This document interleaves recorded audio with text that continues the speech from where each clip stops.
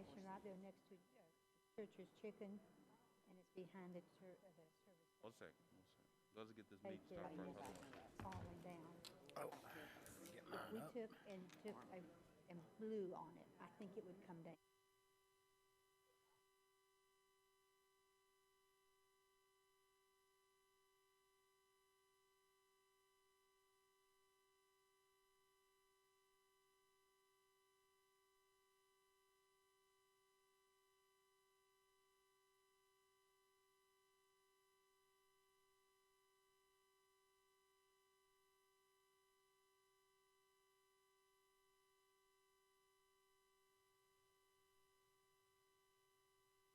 Good evening.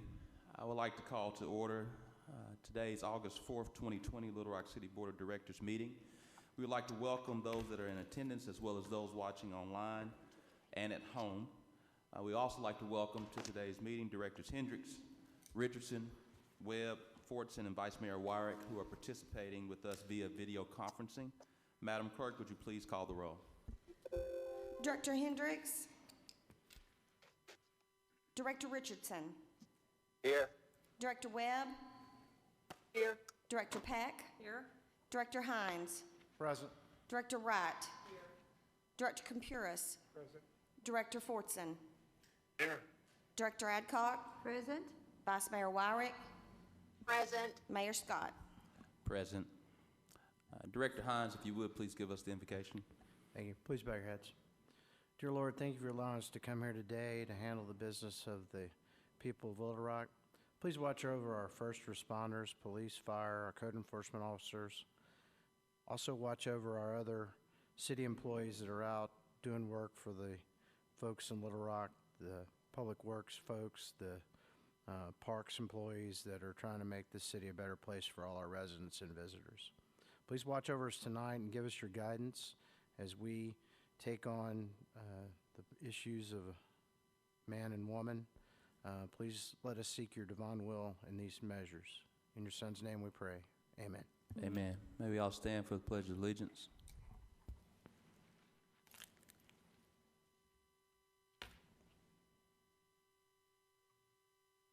Flag of the United States of America, To the republic for which it stands, Under God. one nation, Indivisible, with liberty and justice for all. liberty and justice for all.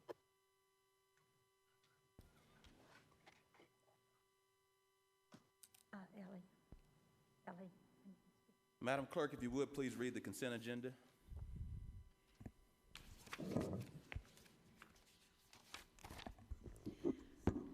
The consent agenda consists of a motion to approve the minutes of the June 9th, 2020 and June 16th, 2020 Little Rock City Board of Directors meetings and the June 3rd, 2020 Little Rock City Board of Directors special called meeting.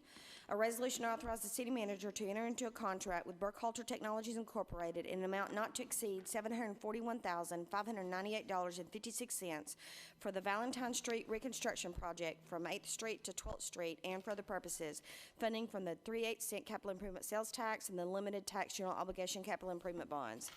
A resolution authorized the city manager to enter into an annual agreement with Jedediah Sawyer Tree Service as primary contractor and the tree marshal as secondary contractor for the purpose of providing tree removal and tree trimming services on an as-needed basis for various city departments and for other purposes. A resolution authorized the mayor to enter into a contract with Stephen and Patricia Allison for the purchase of approximately 5 acres of land for use by the Little Rock Port Authority for economic prospect recruitment and for other purposes. A resolution authorized the mayor to enter into a contract with Randy W. Thomas Living Trust for the purchase of approximately 54 acres of land for use by the Little Rock Port Authority for economic prospect recruitment and for other purposes.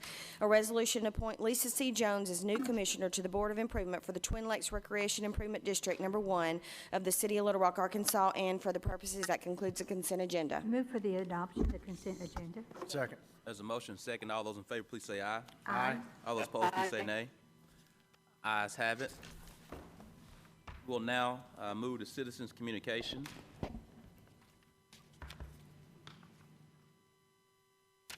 Mr. Russ Raycott.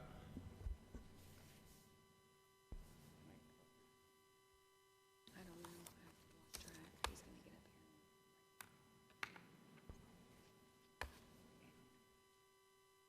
Thank you, Mayor. I want to take the first minute here and chastise the city clerk for trying to tell people in the news media that they can't stand up. She specifically told me I couldn't be in here if I stood up, but yet the Sinclair station, Channel 7, their cameraman's standing up. Another station has a camera. He's standing up, no chair. These city employees have no chair. Democrat Gazette reporter has no chair. That's discrimination, and it's a violation of our rights under the Freedom of Information Act, and we won't tolerate that. Secondly, Little Rock Police this weekend held a patrol and control event southwest Little Rock that greatly affected people of color. They wrote hundreds of tickets to individuals saying that they were observing a drag race. There was no drag race. They were lined up, the street was blocked, and they went car to car, ticketed the driver and the passengers.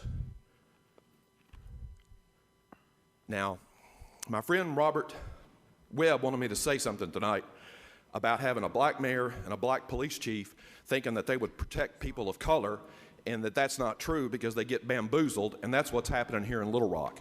You guys need to take control of the police department, fire the morally corrupt, lying police chief, and try to get this city back together. Thank you. Katie Zakurkeski, sorry, I apologize. Katie Zakurkeski.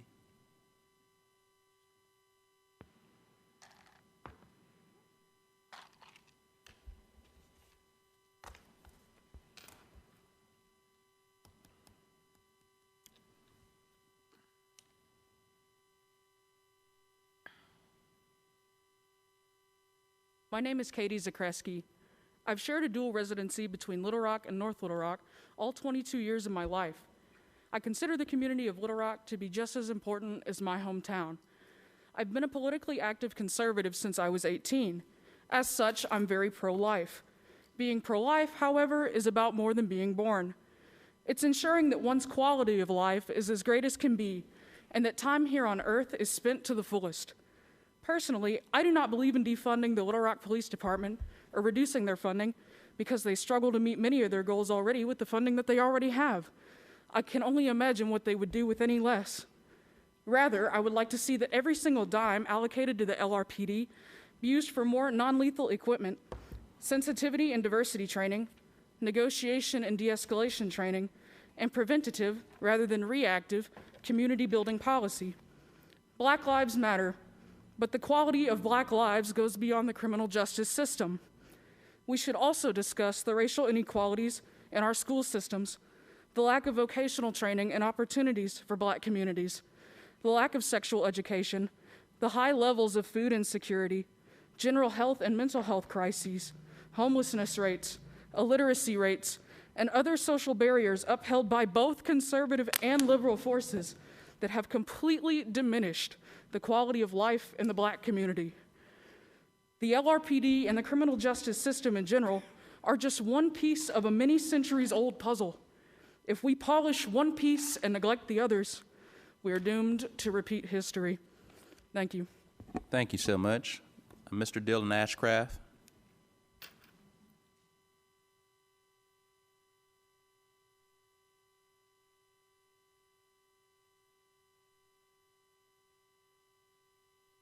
Mr. Dylan Ashcraft.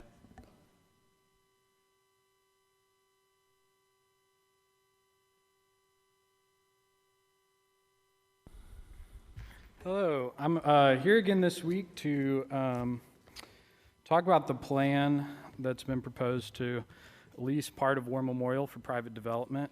When news of that broke, we began organizing against it to oppose the plan. Part of that was a petition, and so I brought tonight a petition. It's over 600, somewhere around 630 signatures opposing this plan. Calls for the cessation of all attempts to lease 18 acres of War Memorial Park to Topgolf or any other business. Also calls for the city board to pass policies that would prevent all future attempts to privatize and commercialize Little Rock's public parks. Also, in preparing all this, I've read a lot about what city codes and other planning documents and everything we have here in Little Rock related to our parks. The most predominant being the Little Rock's Park and Recreation Master Plan, which was passed in 2001. And the city code, in several ways, in Chapter 22, ties all possible development in our city parks to the master plan. Section 22-9, city parks and recreation facilities may be used for any purpose set forth in the master plan or such purposes that are consistent with this Little Rock Parks and Recreation Master Plan. So I also read the master plan, everything except for like the parts about soil samples. And there's nothing in it about leasing part of that land to private development. That is not part of the city's master plan. It's guidelines for our parks. The criteria for which our city code says that all planning should be based upon. And that several members of our board voted on, or way back supported, way back in 2001 even.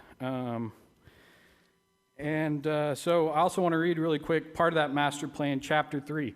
There's a whole section on preservation issues that relate to concerns that cities increasingly aren't, they don't see the value in parkland, they don't see the value in preserving that nature. And it says, in an age where urban development around the country reflects a corporate culture rather than the local culture, the preservation of the natural environment 10 is the most seconds. effective way to maintain a sense of place and cultural identity.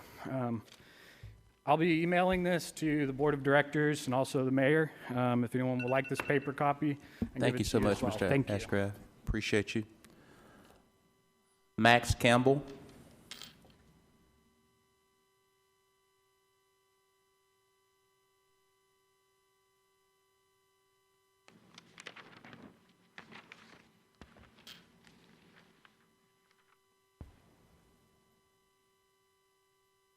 Thank you very much, Mayor. My name is Max Campbell, and as last time, I am here once again calling for a greater emphasis in the funding of social services and officer training instead of an overinflated police budget in Little Rock. In the year 2020, the Little Rock police budget was approved to be over $80 million, which is projected to increase by about $9 million in the next 4 years. This accounts for nearly 40% of total operating cost of the city. Of this, only $4.8 million, or about 6% of revenue, is allocated for training and the prevention of crime. This too is expected to decrease by nearly $1 million over the next 4 years. The budget of other social services provided by the city is dwarfed in comparison to these figures. While we, the citizens of Little Rock, understand that crime rates are significantly higher in this city than the national average, this does not justify such a drastic difference. The city of Little Rock needs a greater focus on proactive crime prevention and the role of social services in crime prevention processes. And I plan to continue addressing the board until they recognize and act on this issue. Thank you. Thank you, Mr. Campbell. I believe we have all of our, make sure.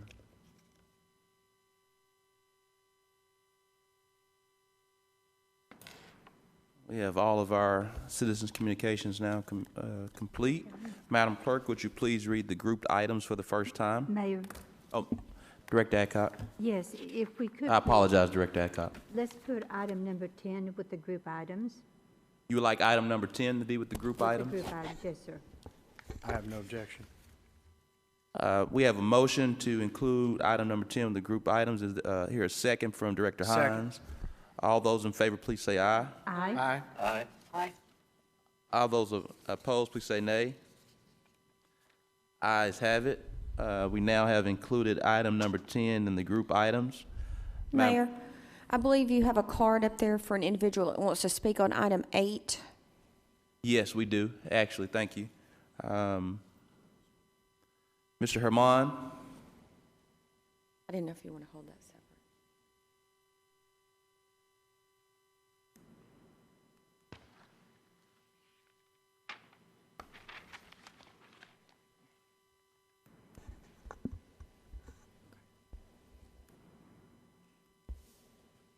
Hello. Good afternoon, Mr. Hammond. Good afternoon. I'm here regarding the property on Baseline, the apartment complex where we had some fire damage, as everybody knows out there. Recently purchased, closed on it on Friday, and I'm planning on rehabbing that property. Did you have a question, Mr. Moore? No, I was going to get Allie to pull the pictures up. Al, if you could demonstrate some pictures from us. Are there any questions from board members that we can go ahead and take that roll on item number 8 before? Yes, Mayor. All right. We have Director Wright. He said he... You have a question? Did I understand him correctly? He purchased this on Friday, this past Friday? Yes, ma'am. So no communication has been made with city staff? Not yet. I found out yesterday that it was actually on the agenda for today. Baseline. Okay. Baseline. All right. Mr. Garland, or anyone from, or is that Mr. Collins? I can't. Any staff want to speak to it, Mr. Garland? It's housing. Mr. Howard? Sorry. I apologize. No problem. I'm going to let Mr. Garland come up and speak on that. Yeah. That's why I was kind of eyeballing. I said housing. Oh, you said housing. Okay. So you and I are on one accord. Mr. Garland. Good evening, Mayor, members of the board.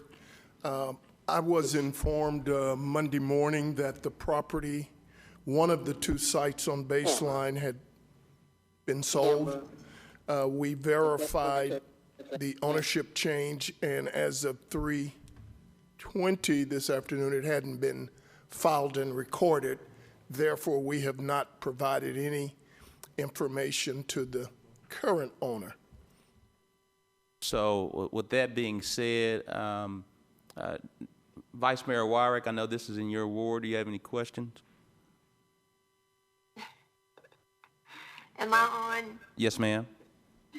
I couldn't find my little buttons to raise my hand to let you know when to speak about it. I'm sorry. I went out to this location yesterday. I found out that the gentleman that's the speaker had purchased this property and closed on it. I had learned that he was headed over there, so I went over and met with him. I looked at the apartment complex. I looked at the worst apartment, and I looked at the best apartment. And it appears that the bones in this apartment complex are good. There was a fire, which would have been the worst apartment, but those trusses and boards can be replaced, and structurally the building is very sound. This apartment complex has been an issue for a long time. The neighbors have complained about it because it's been in disrepair. I believe that this gentleman has the resources to restore this apartment complex to a state that would be livable for individuals. They're 1-bedroom apartments. I believe he has the resources to do that. My issues or my conflict is that his intentions are to flip these apartments to someone else. And so therein lies the conflict in who is going to manage these and who's going to keep them in a good state, so it's not an issue for the neighborhood as it has been for, I want to say, maybe 10 years. I'm just not sure. It's been a long source of discourse there. Across the street from here, I believe there's 18 apartments in these units, and then across the street, there are 12 units. Now, when he opened up this apartment complex, there were 11 or 12 individuals that were living in there that were homeless. When he explained to them what he was going to do, they left these apartments and went across the street to the other apartments. Those apartments are over there. The boards have been ripped off of them. I saw at least 4 individuals going in and out of those apartments. They're in bad repair. The yard's not mowed. The apartment complex looks terrible. So what we've had on one side of the road, we're going to continue to have on the other side. So I'm conflicted with the situation here because of the history that we've had with these apartments. As I said, I believe this gentleman is going to do a good job with the apartments. He has a number of rental units in Southwest. He's repaired them and sold them to individuals. He has a vested interest in Southwest. So I'm only hopeful that whomever purchased these would maintain them to a state that would be acceptable to the other individuals in Southwest. Thank you, Vice Mayor Wyrick. Director Hendricks. Can you hear me? Yeah, does he hear me? Yes, ma'am. Oh, okay. Laura has been helping me to get on the same. What item are you on right now? We're on item number 8. Oh, no, I'm not. No, I only want to talk on 12. Okay. On 12. You want to talk on 12? Oh, we'll come back to you on. What's the topic? What's the topic on that? This is about demolition for. Oh, yeah. Yes, I do want to talk about that. Yes, ma'am. The thing that I'm concerned about, I'm looking at the dates that these properties were pulled because of the condition. And I hope that you all are looking at that. 2012, 2015, 2014, 2000. That's a low-down change. We need to look at the ordinance that determines that property can sit for 12 years, for many years, not 12. And nothing is done about it. And that is what causes the neighborhoods to look terrible. So, Mayor, I wish that we could take a look at the ordinance that allowed this. You've got property on Bragg, on Martin Luther King, on Springer Boulevard, and West 10th Street. I have 4 of the 7. And it's always like that in Ward 1. That's all I got to say. Thank you so much, Director Hendricks. Director Adcock. Yes. Mr. Garland, have you had an opportunity to talk to this gentleman, and are we looking at both of these buildings or just one of them? Director Adcock, I was about to make sure the board understands that the ordinance is for 2 separate properties. 8723 is the property that has been purchased. 8711, which is on the east side of the street, would remain in its condition. Okay, and that is to be tore down, correct? Only if the board approves the condemnation request. Okay, because Director Wyrick was saying if we fix up one and leave the other, we're going to have all the homeless people over in that one and still have the problem. So with this gentleman is going to do the one on the right, and then this other one will remain on this ordinance, correct? If that's the board's wishes, I would defer to Mr. Carpenter on. That would have to be in a form of, I believe, an amendment to remove 8723 from the ordinance. Director Adcock. Have you talked to this gentleman and he has the finances to restore this one building? I was just informed that they are also interested in trying to purchase the building on the east as well. Director Wright. Excuse me. Sorry. Director Adcock. Yes, I would like to make a motion that we hold these 2 buildings for 30 days until Mr. Garland can visit with this man and give this gentleman the chance to get the other apartment building. And then if they're not done in 30 days, to bring the 8711 back up to this board. Yes, there's a motion and a second. All those in favor, please say aye. Aye. All those opposed, please say nay. Nay. Ayes have it. This will be removed for 30 days and back before the board, determined based on the staff feedback on the financial status of the owner to show sufficient planning to rehab and renovate. Mr. Moore? Just a question. In Director Adcock's motion, she said 8711 to come back. I assume you meant both of them. For both of them to come back, yes. Okay. Let's just for the record, we're entertaining another motion for 8711, 8723 from Director Adcock in a second. Second. All those in favor, please say aye. Aye. All those opposed, please say nay. Nay. Ayes have it. Thank you, Mr. Haman.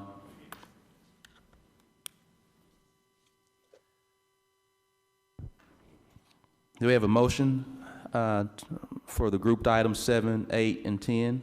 We haven't read them yet. Oh, we haven't read them yet. I'm sorry. Thought we have. An ordinance to approve a plan zoning development, establish a planned commercial district titled Petaway Business District, short form PCD, located at 412 East 21st Street, Little Rock, Arkansas, amending the official zoning map of the city of Little Rock, Arkansas, and for other purposes. An ordinance to condemn certain structures in the city of Little Rock, Arkansas with structural fire and health hazards, to provide for summary abatement procedures, to direct city staff to take such action as is necessary to raise and remove said structures, to declare an emergency, and for other purposes as amended.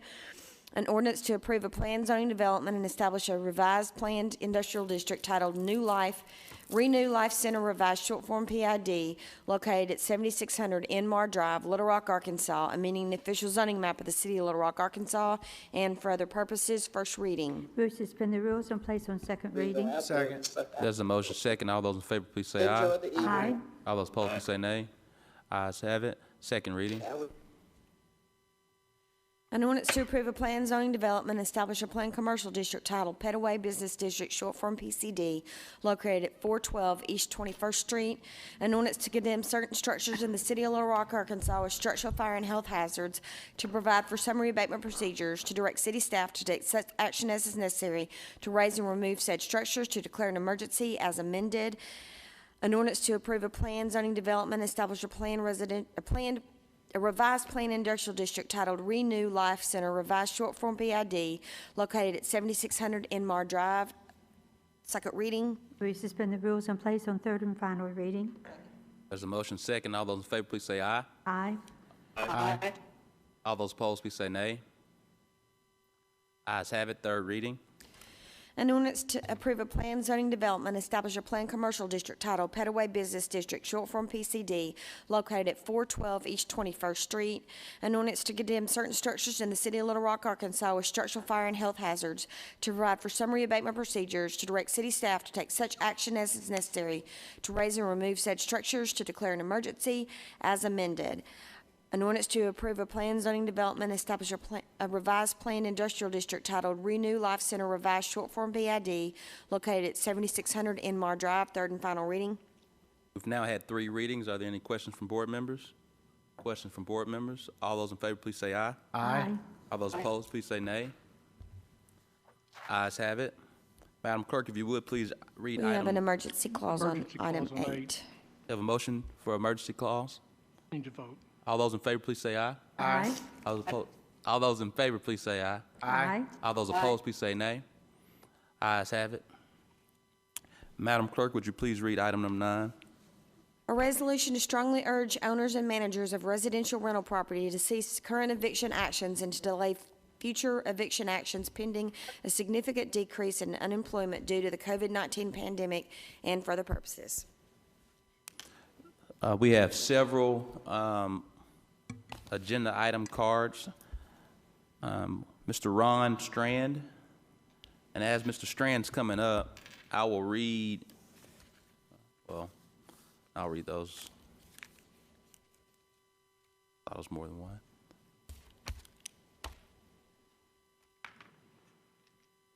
Good evening, Ms. Mayor and the board. I have distributed a copy of my speech because I believe in visual, and so it's titled Judge and Jury. I hope you have it in front of you. I believe it's coming. Okay. I've asked to distribute it. It's basically showing black and white where a small landlord is financially. When we buy a home, it shows the numbers, how much we pay in taxes, how much we pay in insurance, how much we pay in eviction, what the standard cost is. It's not created numbers, it's real numbers. I have consulted with many different landlords and I asked them if these numbers are realistic. So you see, after 1 year, I am basically in negative $1,500 a year. It's in bold and underlined. It shows the income, which is at 100%, which is unrealistic, because typically when we go to the banks allocate about 80%. But I showed 100% to make the numbers look better for the tenants. But you see, with those numbers, even at 100%, I am losing money. I have a second job just to pay for that. I do not understand how you expect us to participate in COVID-19 and help everybody if we are struggling as it is.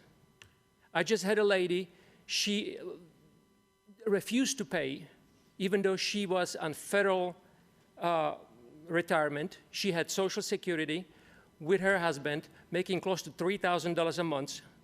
Her rent was $700. She refused to pay her rent, blaming it on COVID-19. I lost 3 months of rental income, $1,000, and I have the documents to prove it, $1,000 from my lawyer to evict her because she just purely refused to pay the rent. So again, my numbers are there. I really ask for your considerations because we are struggling as it is. Thank you very much. Thank you so much, Mr. Ron Strand. For the board's notice and city attorney, we do have, I believe, 13 against number 9. Can we entertain just that we limit 2 minutes to each person so we can make sure we get through it all? But we do have 13 against, and we have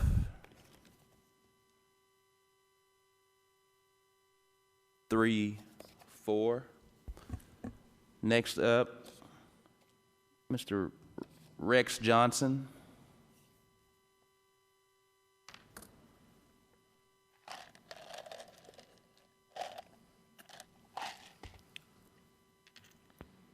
Mr. Rex Johnson.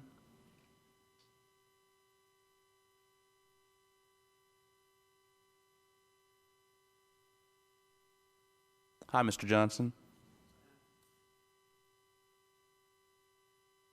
I appreciate the chance to address the board. We've got some questions that need answering right quick. If you got a tenant living in a house that's got 1 meter and 4 units on it, and one of them quits paying it, we got to keep furnishing water, lights, and gas for one tenant, and the other 3 is paying their bills. Number 2, if a house gets condemned from abuse while the tenant's living there, are y'all going to assist us in getting them out? Or is it going to be the landlord's fault to evict them? There's so many others, folks. You're playing with a double-edged sword because if I've got a house vacant and I got any hint that the new tenant is not going to pay me, I'm just going to board it up and keep them having to go through the motion of trying to let them live there and then try to evict them when you can't. So if you next time you have a meeting with low-income housing, this kind of stuff don't help it. It harms it quite a bit. And again, I could say more and more, but I appreciate your time. Thank you so much, Mr. Johnson. Kelly Tucker.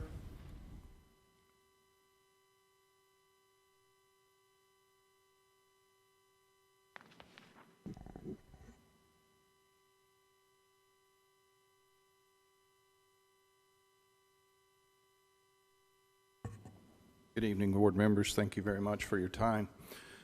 I represent about 50 plus different investors that we have managed for. Our company goes all the way back to 1972.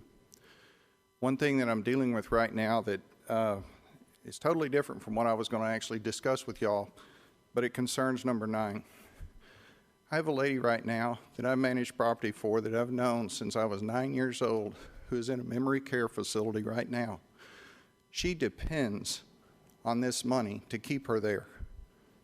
The kids were her daughter was having to put locks on the doors to keep her in her house so she would not get lost in the neighborhood, and the amount of terror that she was living in because every moment she would wake up from a nap. And I'm sorry, it's very emotional. She was just fearful of knowing where she was. So they use this income to keep her in a memory care facility where she is happy and joyful and feels safe. And because of not being able to put out tenants that refuse to pay rent, and the tenants I'm dealing with, there's only 7 right now across everybody I deal with. It's all pre-corona. And they are taking advantage of this situation. And you publicly to state that landlords need to work with tenants. We worked with our tenants through corona. If they were laid off, they brought us a letter when they got to go back to work. We waived late fees. They communicated with us. I won't tell you the communications that I've experienced from the 7 that refused to pay rent. I wouldn't say those words publicly. And I say this to you because there is 2 sides to this, but people are taking advantage of this. Like I said, 8 seconds. I won't tell you how many people I deal with, but I've got 7 right now that refuse to do anything. Thank you so much.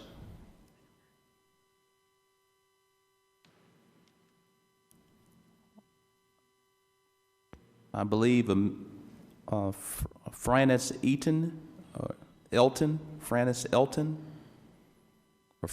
Elton, just.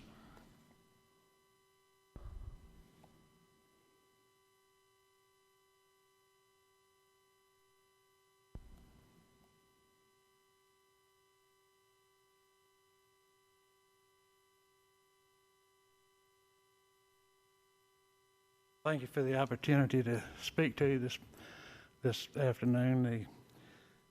I don't believe that you would ask the restaurants to give free food away or the department stores to give away their merchandise free, and that's amounts to the same thing when you asked us to let the tenants live there free.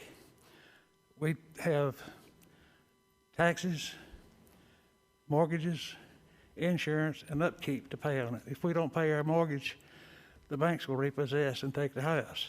If we don't pay our taxes, the state will take the houses. If we don't keep the houses up, the city will fine us. How are we supposed to pay these bills if we can't collect rent? There's some tenants out there that would take advantage of this no eviction. When the pandemic first started, I heard one tenant get on the phone to another, and I quote, he said, "Hey man, they can't evict you. You can stay in the house from now on and not even have to pay rent." So they will take advantage of you. Some of them will. Is the city going to set aside an account to pay the rent for these people that can't? Because we're not rich people. We're not millionaires. We're just people trying to make a living. I strongly urge you not to put us at a disadvantage in this matter. So I appreciate your time. Thank you. Director Computers, before we have someone else ahead of you, but we'll. No, I want to ask him I want to ask a question. But Director Fortson had his hand up first. I want to just kind of keep it the order. Director Fortson, and then we'll come right back. Thank you, Mayor. I just wanted to announce that Tom Carpenter, city attorney, has advised me since I do have investments in rental property, I must recuse from discussion and participation on this item. Yes, sir. Thank you for everyone to hear that City Director Gene Fortson is recusing on this item. Director Computers. Sir, can I ask you a question? Yes. Yes. This resolution does not say that you can evict somebody. It says that we're going to, if this is passed, ask the governor to consider doing that. You understand that, don't you? As to who, I didn't understand you. What'd you say? You gonna ask who? No, sir. I'm afraid, I've read this, and this is probably as complex an issue as I've seen in a long time, because I understand I've got lots of nurses at the hospital who are doing just exactly what you say. They've taken their money, bought houses, and that's their supplemental income and their retirement income. And what I think Ken has said in this resolution, and he can correct me if I'm wrong, this doesn't say that we're telling your tenants that you can't evict the people that are there. What this says is that we're going to ask the governor to look at this issue and see how he can address it. So if this fails tonight, or if it passes tonight, you still have every option open to you tomorrow that you had yesterday and today. Is that not right, Tom? So I think that there's a number of people who I've gotten phone calls from or who have said things that think that if this passes tonight, that we're going to tell you that you can't follow whatever your heart and your business sense tells you to do.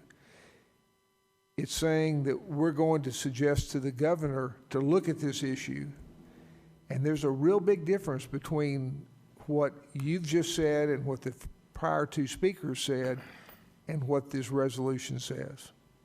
I understand that, sir, but like I said, but when the rumor came out before, it's when this guy said that. It wasn't the law then, but he thought it took it for us, the gospel, that they didn't have to pay rent. And some people will take advantage of it and not pay rent. Yes, sir, but what I'm saying to you is, and Tom, you're listening to this, right?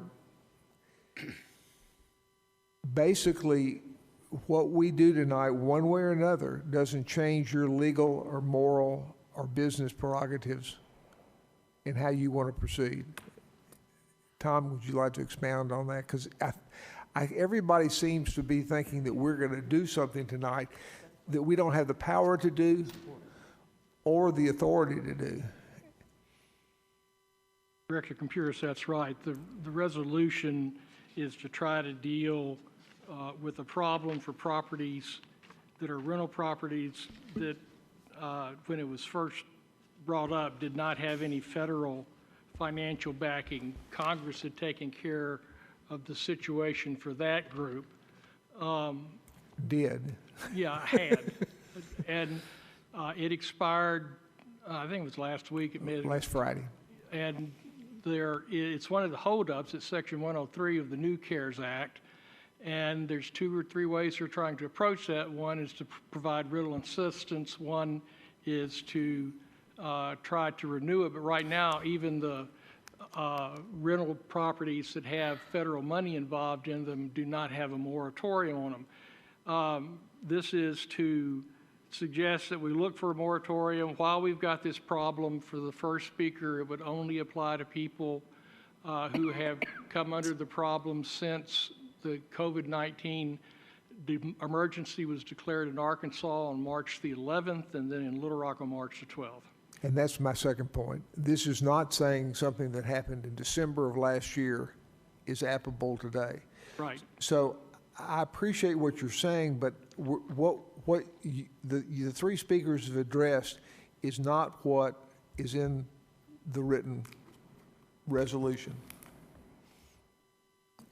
So I wanted to make sure you understood that. Yes, sir, I understand, but even the suggestion that we not to evict would cause some people not to pay rent. I guarantee you that. Yes, sir, and there's all sorts of, it's the same, the hint of something happening makes people not want to come to my office because they're worried about this or that, or they use an excuse.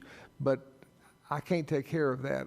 The fact that we're talking about tonight is whether this body has the power to say to somebody that's renting property from you that they won't pay rent because whatever we do tonight. And that's what I wanted you to understand. All right, sir. Thank you. Thank you.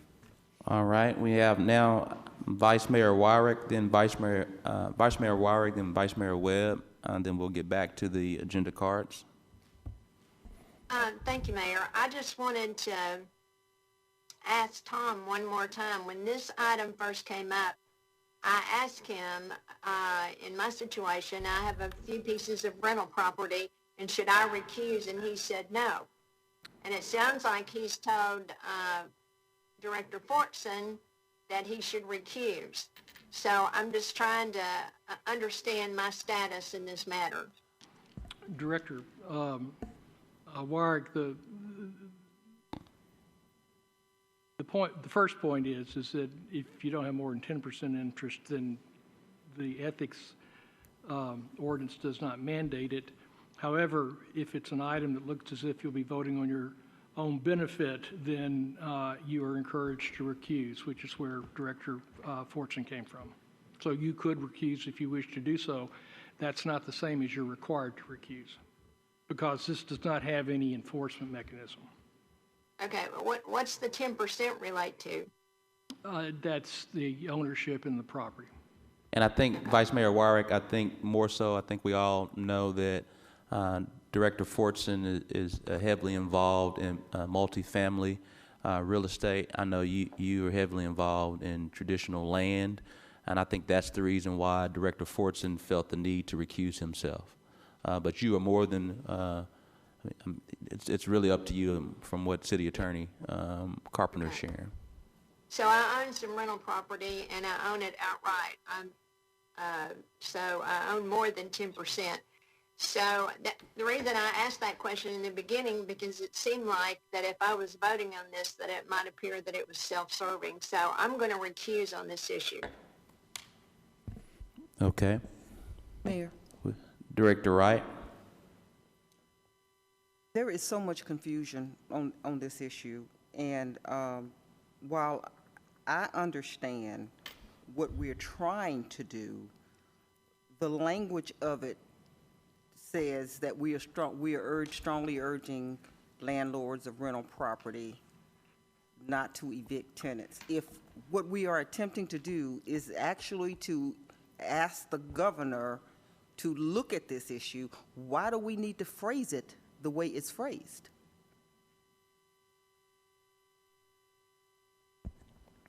Can anybody answer that? Mr. Carpenter, can you answer that?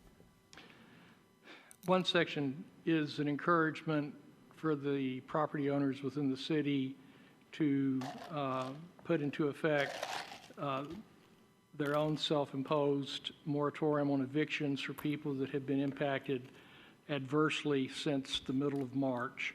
The section after that encourages, has the board encouraging Governor Hutchinson to address this issue more comprehensively throughout the state for all properties, which I think would have additional abilities that the city wouldn't have. That's what it is. Director Richardson may have, he's the sponsor. All right, Director Richardson has his hand up next. Can you hear me? Yes, sir.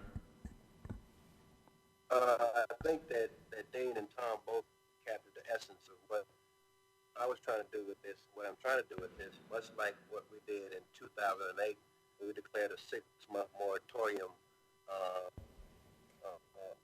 foreclosures of homeowners. And I think that what I really want to do was, we don't have any governance authority. These are private contracts, and if this passes tonight, someone still can evict someone if they choose to, based on what Dean said, their moral or financial or business practices. But I wanted this to be an opportunity for us to go on record officially saying that we are supportive of all of our citizens and those who are impacted, I think, hardest in some respect with the pandemic issue. I think that it will give us an opportunity to officially go on record saying that we're supportive of them in their circumstances, and our support goes beyond a campaign slogan or push card or on a microphone like I am right now. It just gives us an opportunity to try to have a push for additional revenues and additional opportunities to address these issues. I know that the CARES Act passed in the represent short time ago, and I think conceptually the Senate is looking at it. I think the only debate right now is the amount of money in terms of whether or not this passes.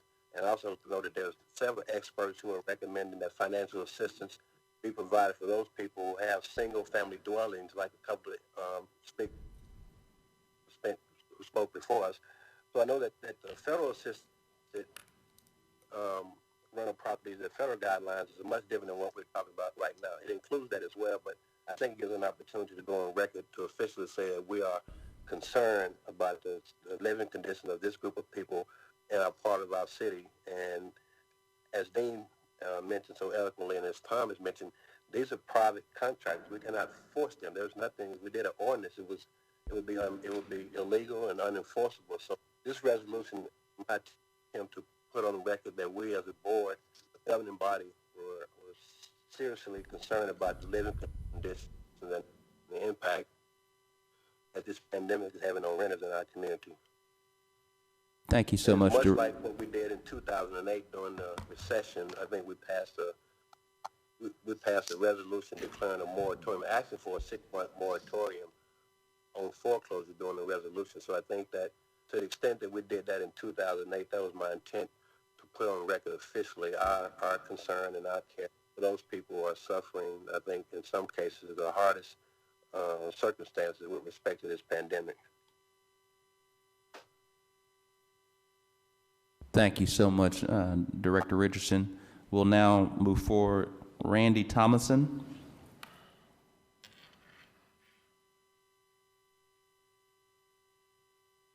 Mayor and board, I'm here. I got so many things to say, and I know I've got limited time, so I'm just going to hit a couple of highlights. I know Director Compuris has a medical clinic. My question is, why don't you give free medical services to everybody? Director Peck has trios. She should be giving free food every night. I think one of the other directors is an executive director of a magazine, maybe free advertising, and another one works at Priority One Shipping, maybe free shipping for Thanksgiving and Christmas. These are all private businesses, as Dr. Compuris said. And I know this is a resolution, but if you look at the bottom of the resolution, it has all the legal terminology in there that says if anything in here is not constitutional or wrong, it can be excluded out. This is a step to move. It is also a step to send a message to the judges and the lawyers and the police. We understand that the city is trying to do good, but if you really look deeper down than just the surface, you're going to be creating a housing crisis. Because like me, I'm already selling properties here in the city of Little Rock. Sold one yesterday. I will sell more because of the risk involved in the politics of this agenda. I have properties in multiple counties here. I will be moving a lot more of my money to other counties because the risk is less. As people sell these houses like me to homeowners, you've got less rental properties. Less rental properties is supply and demand. Prices go up. Businesses will move out. Your tax base will shrink. So you will have to raise taxes on the few people that are left. Businesses will go where the people are. Look at Faulkner County, Conway, look at Cabot, look at Bryant and Bauxite. The last 20 years has just exploded. People are moving out of the city because of these issues. Not just this issue, but a lot of different issues. You're going to lose your tax base, and then what are you going to do when there is no rental properties or fewer rental properties? So anyway, that's my 2 cents worth. I implore you to vote no. Even though it's just a resolution, it's one step towards the other. Thank you so much. Charles Clifton.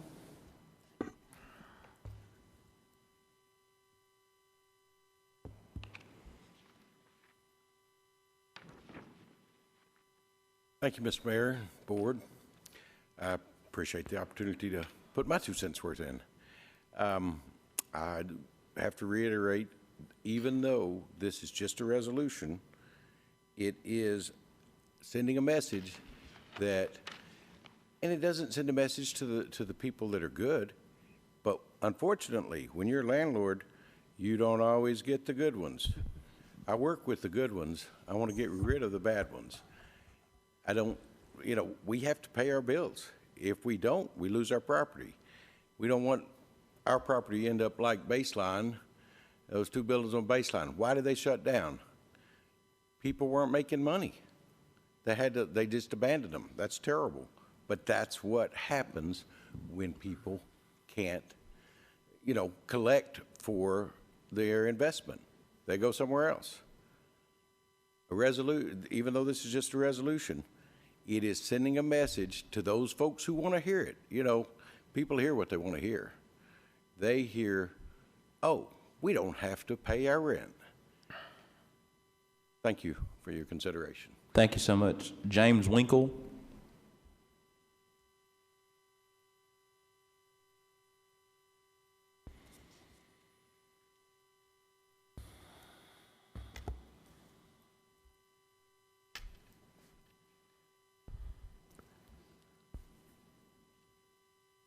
Mayor, ladies and gentlemen, thanks for letting me speak tonight. I'd just like to reiterate pretty much what all these guys are saying is that this is just a slippery slope. Once we allow certain people to bypass the laws, then we create chaos further down the line. I just know that as a resolution, judges then think that it's coming into law, or that's how we believe. And so they'll be bypassing on evictions. Lifeblood, some of these rentals are lifeblood of people. We'll have no choice but to move on. Let the buildings or land just end up in disrepair. Thank you for your time. Thank you so much. Mr. Reggie Kraus.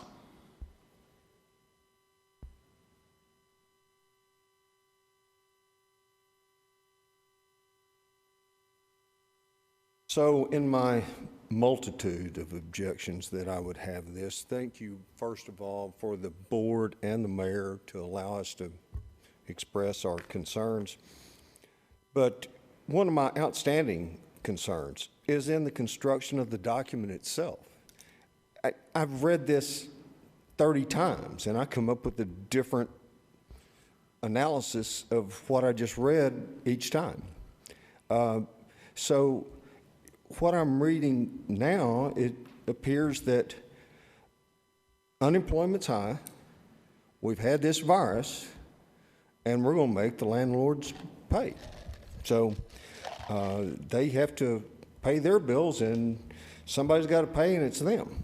So they're the selected business that's going to receive the brunt of this, and I don't know what it's going to do to the industry, but maybe somebody would look at that. I can see no connection between reduction in income or unemployment tied to eviction here. All I see is if you want to kick them out for illegal drugs or mean dogs or trash in the yard, I don't see that there's any, as long as they've been affected by COVID, it doesn't say income is a necessity.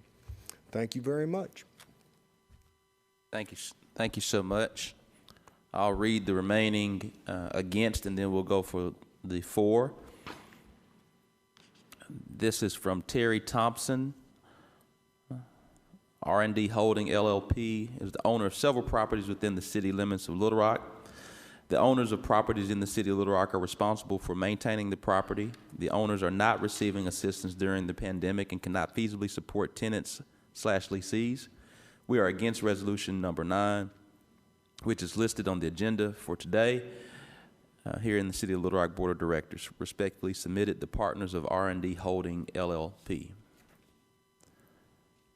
Tracy Thompson. To Mayor Scott and Board of Directors of the City of Little Rock, I am against resolution number 9 on today's agenda. Please consider voting against this resolution. My reasons are as follows. When a contract lease agreement is executed, it is understood between the parties that timely rent payments are due to the lessor. It is implied understanding that rent payments due to the owner will fund and support the maintenance, mortgage, and taxes of the property. The property owners are not receiving assistance during the pandemic. It would be a financial burden and hardship on numerous property owners who cannot feasibly support non-paying tenants and/or lessees until the unemployment rate improves in the future. Our economic conditions are unpredictable at this time. I am against Resolution 9 on today's agenda. Thank you for the consideration of this matter. Ash William, or Ash_William at yahoo.com. The name is not listed, but asking to vote against resolution number 9. Don Thompson, as a property owner for many years in the city of Little Rock, I'm opposed to the upcoming resolution 9 on the agenda at the board meeting tonight. Property owners should not have their hands tied at evicting tenants who need to be removed from the premises for non-payment. Landlords did not receive any pandemic relief funds which could be applied to the missing and late rental funds from tenants. Our only course of action is to evict because our payments to our lenders still have to be paid without any regard to the money that we may not receive from the tenants. Thank you for your consideration, Don Thompson. Heather Buffington. I am against resolution number 9. When a contract lease agreement is executed, it is understood between the parties that timely rent payments are due to the lessor. It is an implied understanding that rent payments due to the owner will fund and support the maintenance, mortgage, and taxes of the property. The property owners are not receiving assistance during the pandemic. It will be a financial burden and hardship on numerous property owners who cannot feasibly support non-paying tenants and/or lessees until the unemployment rate improves in the future. Our economic conditions are unpredictable at this time. I am against resolution number 9. Thank you for the consideration of this matter. Mr. Matthew Ramsey.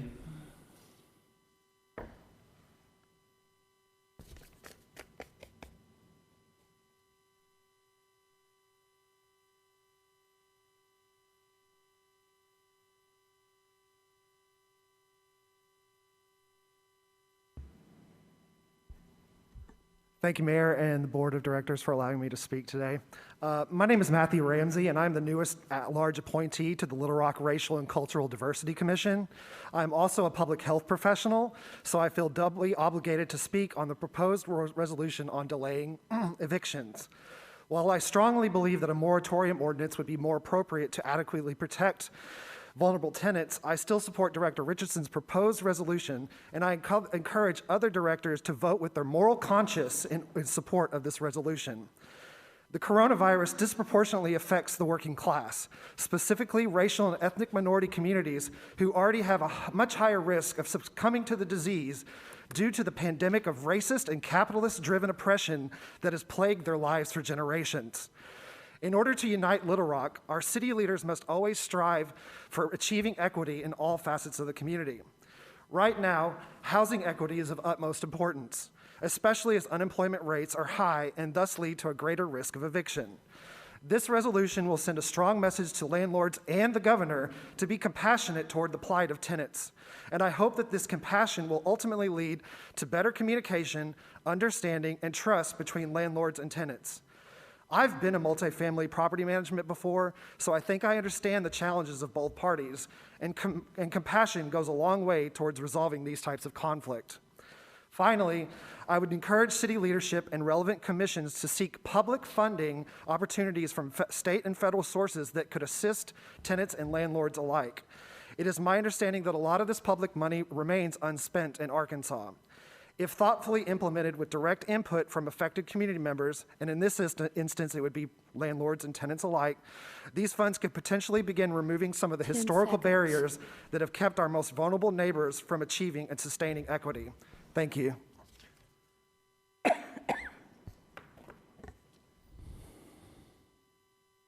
Russ Raycott.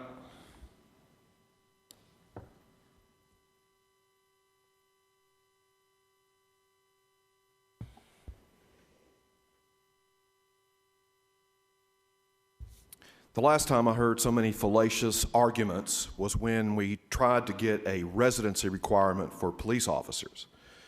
And to the gentleman who said they had trouble with tenants that got federal housing, I've never known the federal government to send a housing check to a tenant. That's usually made directly to the landlord through the housing authority. Now, what I'd like to point out is I've heard all these white men come up here tonight, and they've all had these arguments that this is a slippery slope. It's a first step. Folks, they all need 10 hats like Luke Scrabble. This is a resolution. Now, I know a lot of y'all are going to turn off here, but every sitting board member here tonight, including the mayor, has taken money from political action committees that fight tenant rights. Even Director Richardson, and I've given him heck about that. The only board member that has not accepted money from these landlord-funded groups is Director Hendricks, and I commend her for that. Now, the first off is, this is, like I said, this is a resolution. It has no teeth. So, and I appreciate Director Compuris bringing this out. Now, people would ask, well, then if it has no teeth, why do we want it? Well, the first thing is, it sends a message to the citizens, and I'm talking to all citizens, that this board is compassionate and concerned about them during this medical pandemic. Now, if I'm wrong, I'll apologize, but I think there's quite a few city employees that have been furloughed. Is that right, Mayor? Do we have some furloughed city employees? They might be renting from some of these people.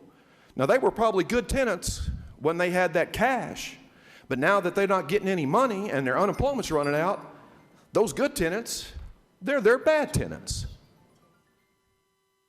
10 seconds.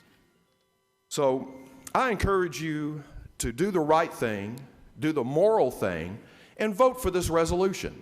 Thank you. Gray Moore.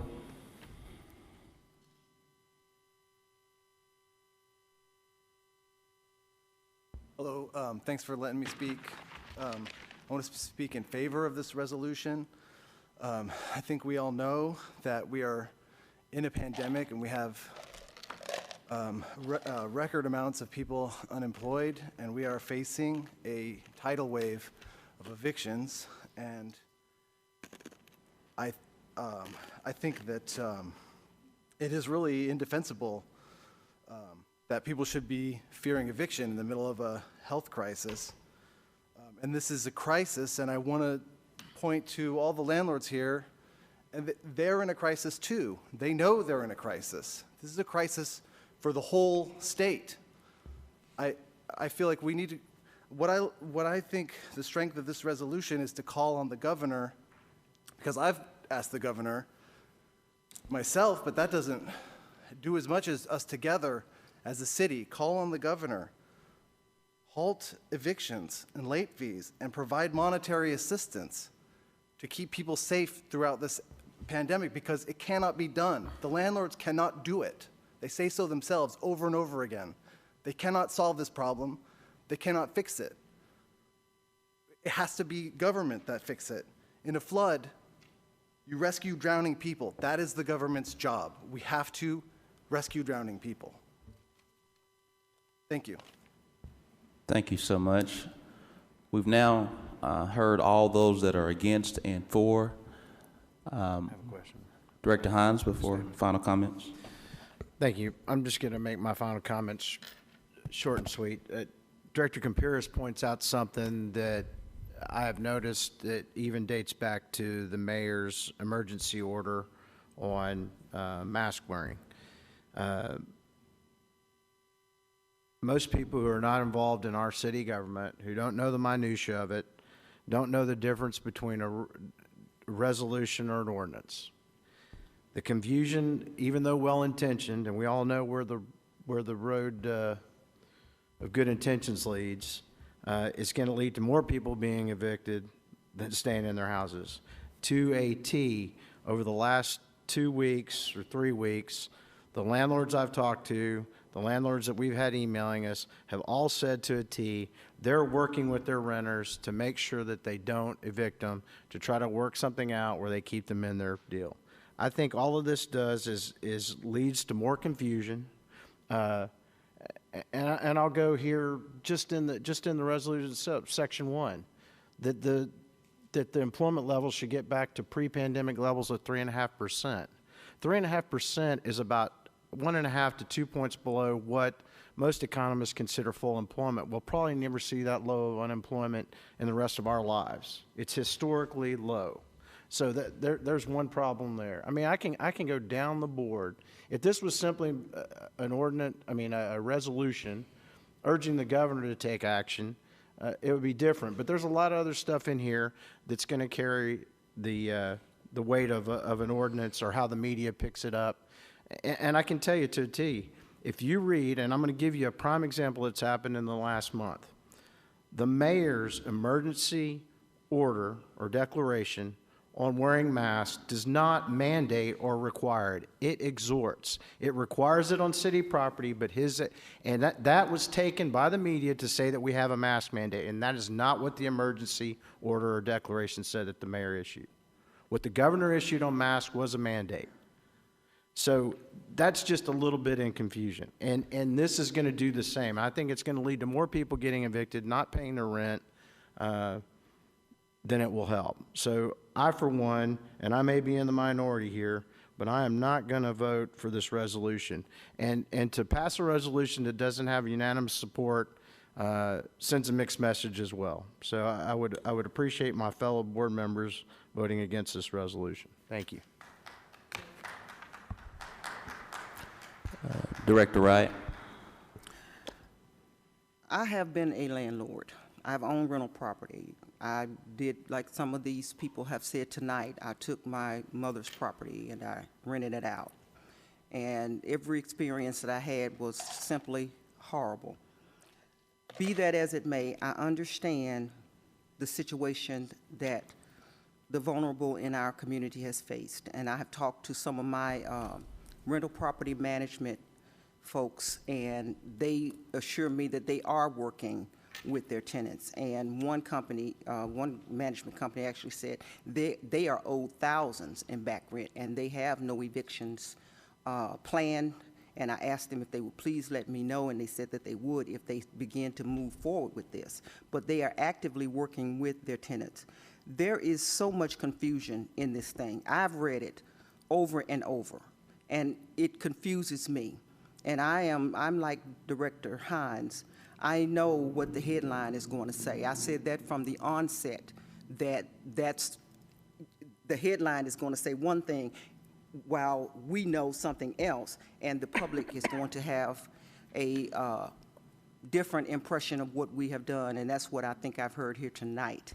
So I am conflicted, but I feel that I have to vote no on this, because I feel that if our intention is to exhort the governor, then that's what we need to lead with, and exhort the governor, and not put the burden on landlords who have their bills to pay just like everybody else. Thank you.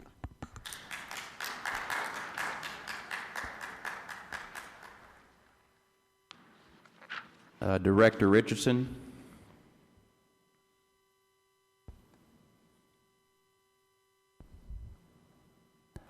Did you have your hand up, Director Richardson? I believe. Yes, thank you, Mayor. Lawrence and Lance, I appreciate your comment. Yes, sir, I did. Can you hear me? Yes, sir. Can you hear me, Mayor? Yes, sir. We can hear you. While I appreciate Doris and Lance's comments, I've never known us to govern by the media and the media interpretation of what we're proposing. A lot of things that we do or propose are going to be mischaracterized by the media, so I've never known us to govern by the media and media headlines and taglines or storylines. I've known us to govern by what's right and what's wrong. Let me repeat this. This is just a resolution. I know the CARES Act has been passed by the House of Representatives. It's stalled in the Senate, and it's not stalled because of the conceptual framework. It's stalled because of the amount of money attributed to the passage of this.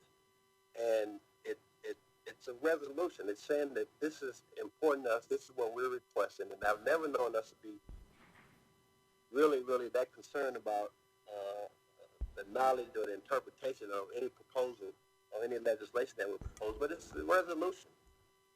If this resolution passes, Tom, correct me if I'm wrong, they can still evict their tenants, can they not? Tom is agreeing. Yes. Well, then my second point on that is I think that one of the gentlemen, I appreciate his passion. He has good ones and bad ones. I don't think this resolution is going to turn the good ones into bad ones because it doesn't say that they cannot evict. It simply puts us on record saying that we're concerned about the pandemic impact on all of our citizens. It's going to impact us all differently in a different number of different ways based on our living conditions, based on whether or not we have disposable income, but it's a resolution. We cannot constitutionally forbid these people from evicting folks who are in attendance. We can't do that. That's why it's not an ordinance. It's a resolution.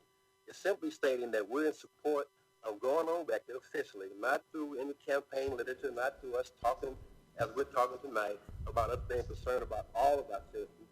And it puts it on record saying that that's what we're doing. That's what we're about. And that's our biggest concern.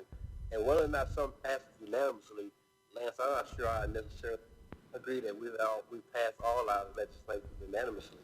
And I think that the notion or the fact that we're considering how it's going to be characterized by the media is really, really interesting to me, but I've never known us governed by the media's interpretation of what we're discussing and what the issues are we're discussing. So I hope that we all support this and move forward. I think it's a good opportunity for us to officially and explicitly go on record saying that we're concerned about the pandemic's impact on all of our citizens. It has a disproportionate impact on those who are poor, those who don't have disposable income, and there's a lot of research done on this. There's been suggestions and recommendations from experts that they include funding to help the landlords who are not receiving federal assistance funding from the government. So I think this is just the first step. It's not, we cannot evolve this ordinance because legally we cannot do that. This is just putting us on record saying that we're concerned about this segment of our community. And I hope and pray that we can pass this tonight. Thank you, Director Richardson. Before we come to a vote, I do want to address a few different things. One, Director Richardson spent a lot of time on this particular ordinance because he's been listening to the people of Little Rock. Many times, a large portion of Director Richardson's residents can be considered some of the voices of the voiceless.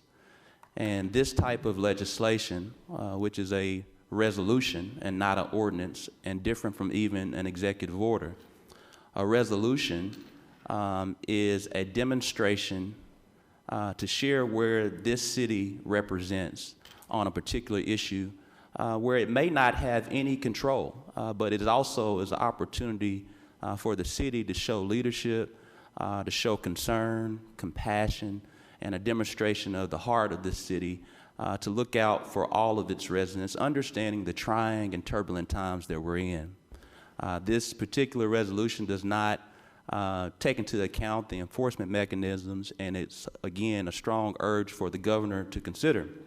It's very different than an ordinance that does lay out certain perspectives and enforcement. It's very different from an emergency order during a state of emergency. But I might add, since Director Richardson did share our mask order mandated a mask to be worn in public spaces. And it actually did have an enforcement mechanism. And that step did lead to saving lives, not only in the city, but ourselves, that mask mandate, as well as the city of Fayetteville, led to a statewide order from the governor because of that order that we did for public spaces, not private spaces. And because of our order in public spaces, it led to businesses following our lead. What this resolution is different from an order. It is a strict, heartfelt demonstration of where this city is in understanding that we are hearing the voices of these tenants. That's what we're voting on today, is whether or not we are hearing the voices of those tenants, and it leads to further discussion and policy on what has to happen or what should happen or not happen as it relates to the ongoing pandemic and dealing with these trying times as we move forward. Are we ready for a vote? All those in favor, please say aye. Aye. All those opposed, please say nay. Nay. Roll call, Mayor. I haven't heard. All those in favor, please say aye. Aye. All those opposed, please say nay. Nay. Roll call. Aye. Who did that? Director Wright? No. Director Compuris? Director Fortson? Oh, Director Adcock? No. Director Hendricks? I have my hand up with something to say, but apparently you all can't hear me. We're voting, Director Hendricks. We couldn't. I had my hand up before the voting occurred. We didn't hear you. Would you like to say your comment? Yeah, my comment is I would suggest that this would be put on hold until the next meeting. What? We have a vote. Yeah, we can't do that. No. I was saying that this is what, I don't know what's wrong with this computer that they got me working on. Yeah. But my concern was to say before you call for the roll call is that we should put this on hold Okay. until we talk to the governor. So you're assuming that we're going to talk to the governor. I didn't realize that that was in the ordinance, but we should talk to the governor first. Yes, That's but my comment. we need a vote from you, Director Hendricks. Pass. Okay. I'm present. Yes, ma'am. Director Richardson? Yes.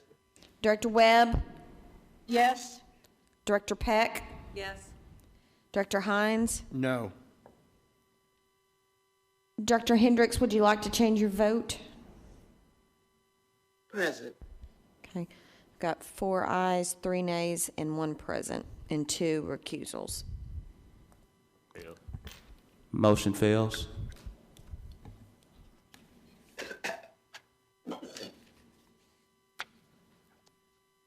Madam Clerk, would you please read item number 11 for the first time?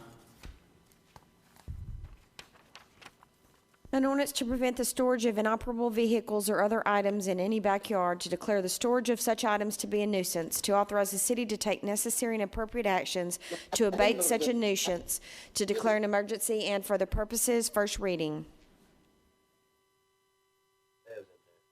Is there a motion? That's what the resolution says. We recommend it. Is there a motion for item number 11? No, that's what it says. Is there a motion for item number 11? Well, how many votes did you get for? Is there a motion for item number 11? Seeing no motion? I think Director Hendricks might. Director Hendricks, this is your ordinance. Oh, yes. Yes, I need to talk a whole lot. And what I want to talk about is that Bruce did send me this ordinance finally after waiting from May, and here it is, August. This is the first I've seen of this. I never said anything about these fabulous boat things that's going to be in somebody's backyard. I talked to the fence. In fact, before May, I had talked to Tom about an ordinance. But somehow or another, Tom wants to be the board member and the attorney, and I don't go for that, okay? So everything that he's put in here would automatically kill this piece of policy that I'm trying to put up here before the people. If you look at south of 630, this ordinance really had relevance to the constituents that have been calling me, just like those houses that we showed earlier today. It's identical to these cars being parked on the streets. Tom, you know darn well I'm not talking about those type of things and a fence. Who can afford a fence if they don't have it already? And if you have hedges, what you need with a fence. So I just really think that this ordinance is not what I was asking for. I really would like to pull this ordinance if that's my privilege, because it's not what I asked for. I'll make a comment. And I don't like for people to put words in my mouth. I'm too old for that. Yes, Dr. Hendricks, you did ask me to send you item ordinance 12, but that wasn't the one that yours was item 11 that doesn't include the fence. You remember we had the conversation about the fact that we both thought, and talking with the team, that requiring. What team? You never talked to me about this ordinance. And I was also offended when you said that Kevin don't know no more than you or myself. and I hate to be this open or verbal, but I'm just really disturbed, Mayor, that Bruce never gave me an ordinance. He never talked to me anymore about this ordinance. And really, this is not what I asked for. And as far as I'm concerned, we can put it in trash. Yes, ma'am. She has the authority to I don't want to hear withdraw. none of Bruce's excuses. I don't want to hear none of Bruce's excuses. Yes, ma'am. So we understand that you just withdrew your ordinance. Yes, because it's not my ordinance. It's Tom and Bruce's. Yes, ma'am. Director Hendricks has disqualified ordinance number 11. We'll now move to ordinance number 12. Madam Clerk, would you please read item 12 for the first time? An ordinance to prevent the storage of inoperable vehicles, boats, or other items in any backyard that does not have an appropriate and compliant privacy fence in place to block the views of such items, to declare the storage of such items without a privacy fence to be a nuisance, to authorize the city to take necessary and appropriate actions to abate such a nuisance, to declare an emergency, and for other purposes. First reading. Director Webb, we're coming to you. Director Webb. Thank you. Mr. Mayor and directors, I sent the city manager some photos today, and I think that there's some discussion to be had about the cars and the vehicles that have been broken down, that have been sitting for years, some predating my time on the board across the city. And I think that this is the kind of thing that we can't rush. I would move to table this or pull it. I'll pull it down. I'll do whatever is easier. But Director Webb, you can withdraw it, and they don't need a vote. We'll now withdraw item number 12 per Director Webb. Okay. All right. Mr. Mayor? Yes, ma'am. I agree with Director Hendricks that there are a lot of problems and issues, and I hope that we can have some discussion and address these regardless of whether or not we've pulled these down tonight. Yes, so that will, I believe City Attorney drafted that on the request, and clearly there's some concerns there, so we'll ensure that the City Attorney works on that.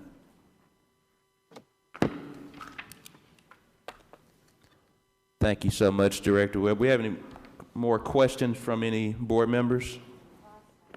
Vice Mayor Wyrick. I was prepared to submit a request to table these items for a couple of months. And one of the things that, I understand where we're all trying to get to. We're doing some treatment with residents on the front yard, and we're not able to do treatment on the backyard. But my issue is, in today's environment, when I drive down the streets in Southwest Little Rock, I'm seeing that we're not doing a great job in the front yards either. So I'm concerned about the manpower. I'm concerned about the process that we're going through in the city. And so since both of these have been withdrawn, I think it's a great opportunity for us to look at what our processes are for items in the yard. So I'm glad that we're not going to totally do away with this, but look at it maybe in a different light. Thank you. Thank you, Vice Mayor. Director Howard, if you would continue to work with Mr. Moore and the City Attorney, as well as with the City Director, with City Director Webb and City Director Hendricks, to ensure if something is to come back before the board, that it appropriately reflects their desires. Mayor. Who's, one second. Director Hendricks was, yes, she just. Now, you said what I want to say is that I want to just go back with Mr. Moore, whomever, and put this ordinance in my words and the constituents that I represent, and not the attorney of the city and the city manager. That's all I gotta say. Yes, ma'am. Director Wright. I need to know if our neighborhood resource centers are open. The one on Barrow is closed every time I go by there. So the trucks never move. So are these people in the field? Because there are a lot of parking in yards going on. And it seems like people have reverted back to behavior that we had kind of gotten a handle on. So are these people working? Director Howard, if you could.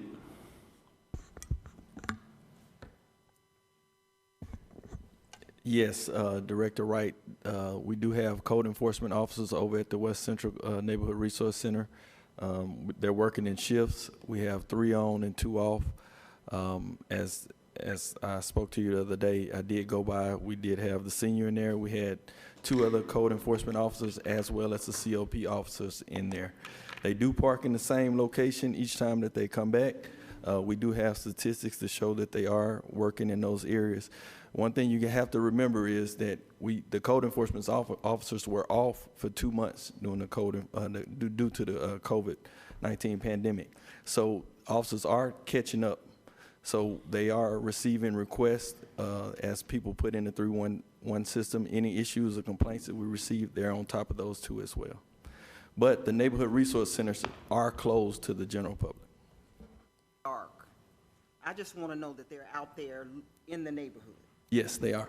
And we are down staff right now as well, as far as code enforcement officers. Hiring? Yes, we do have.